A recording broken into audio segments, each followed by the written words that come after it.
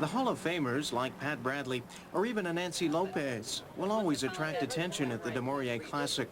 But the Canadian contingent has grown to a point where it can no longer be ignored. As a group, I think it's a strong, competitive. There's quite a few players out there, and the players that are out there are doing real well and are winning tournaments. It's nice to see that we've got so many girls on tour now, and I hope in the near future we just see a lot more players out here making a living and challenging for tournament wins.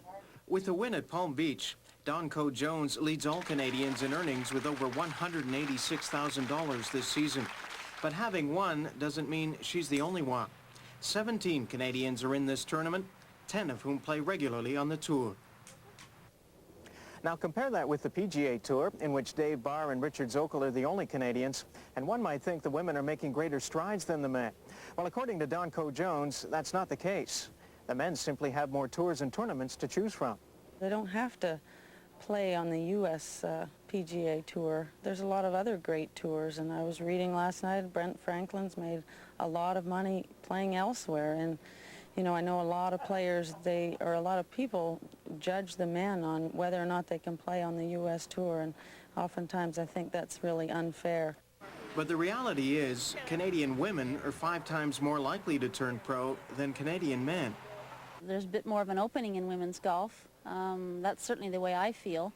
I know it's a lot more competition amongst the men. Just seems like just simply the numbers.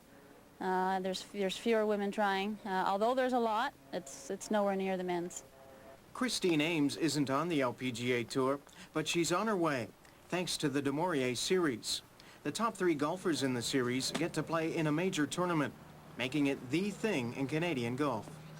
It's the only thing that's anything, actually, right now in Canada. There are 5 events, and although they're only one-day events, the prize money is very good, and we travel all across Canada, and we have an opportunity to play in a major like this. The Des Mauriers Series gives us Canadians an opportunity to play and prepare for the LPGA Tour, which, you know, is the long-term goal for everybody, I think.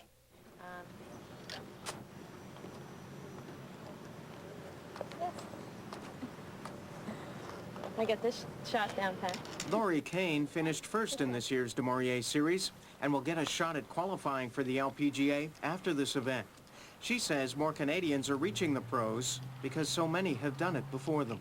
Just knowing that they're there and they're doing very well, and Canadians have every opportunity to be there, and I think that you're going to see a couple more out there next year. People like Sandra Post and Jocelyn Barassa, they led the way for the Canadians early on, Kathy Shirk, that kind of thing.